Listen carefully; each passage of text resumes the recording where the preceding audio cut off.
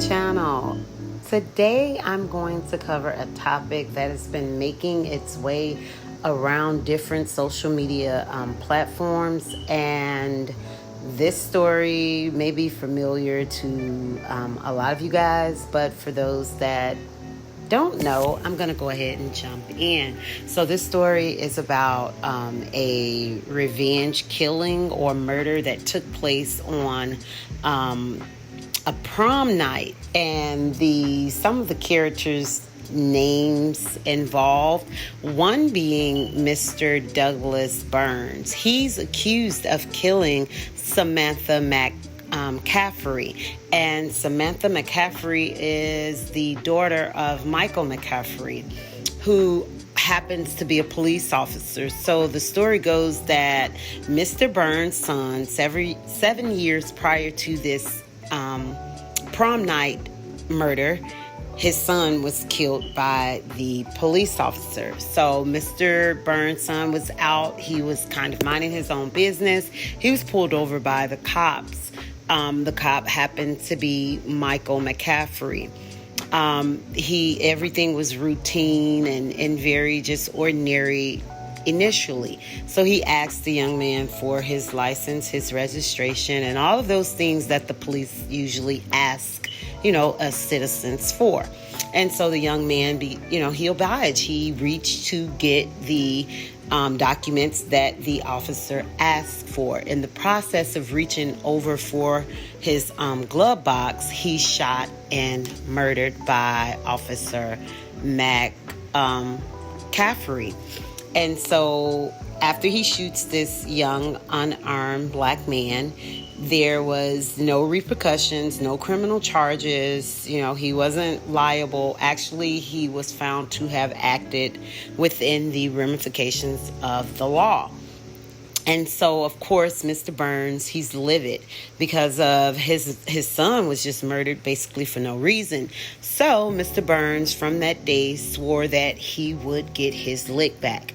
And fast forward 7 years, he got it back. He had, contemplated and strategized. He had started stalking the McCaffrey family to familiarize himself with their routines, with their everyday movements, so that he would know, exactly the right time to strike. And that was on Samantha's prom night. So it is said that he used the AK-47 and he gunned her down in front of all of her peers and, staff and everyone, that was at the prom that night. And so I wanted more information because, again, we all know that this is a very subjective and a very personal topic amongst the African American community as it pertains to the police shooting and killing unarmed black men and women for no reason, right? So I wanted to dive a little bit deeper into this topic because I wanted to know, what's going on. And I know, a few people that felt a very, very small piece of vindication through this act, right? Through this alleged act, right? And so, again, I wanted, to know more about it. I was very much so interested. So while I'm reading, I come across a article, and this article says that this is, fraudulent. This is fabricated news. It's AI generated, fabricated news from TikTok, and TikTok was supposed to have flagged this specific, news or whatever. And so my wheels are really turning now. So I'm like, well, why would this information, such a topic be generated by AI at such a time that, like this, where there's, the rates are, astronomical, where blacks are being just murdered and gunned down and slaughtered by the police. There's a lot of racial unrest, and there's just a lot of things that's going on. Why would this topic come out at this time by AI? And so I wanted to research and read more because I wanted to know if there were any other articles that could substantiate how I was feeling, because I was really feeling like, this is totally planned. Like, this isn't a happenstance. This isn't a coincidence. That's the way I saw it anyway, right? And so after researching, digging a little deeper, I found a couple of more articles. One article in specific was Rite Aid drugstore chain, and they were tied up in litigations with the Federal Trade Commission. And so they had decided to discontinue their reliance on facial recognition technology in their stores, because what happened was they found that AI was disproportionately and unfairly singling out Black people and women that entered the store. So how the technology worked: when you walk in the store, it scans your face and it sends some kind of signal to the employees to inform them that, hey, keep an eye on this person. This person has the potential to be a thief. And so they were doing this to the Black people. And so Rite Aid found themselves actually losing more money because the system had them actually tied up in litigations because of racial profiling, right? And then they were still losing money as it pertains to their product that was still walking out of the door with the white people. You know what I'm saying? And so they found themselves still losing a lot of money. So yes, they decided to discontinue the use of that AI system in their stores. But the thing is, they actually were using it for some time, because I think it was brought into their stores in like 2012. And this is rather recent that they actually pulled it from the use within their drugstores. And so I continued reading through different articles, and I came across another article out of Baltimore, Maryland. There in Maryland is a high school by the name of Pikesville High School. At this high school, the principal and the athletic director were in disagreements. There was a discord between the two gentlemen.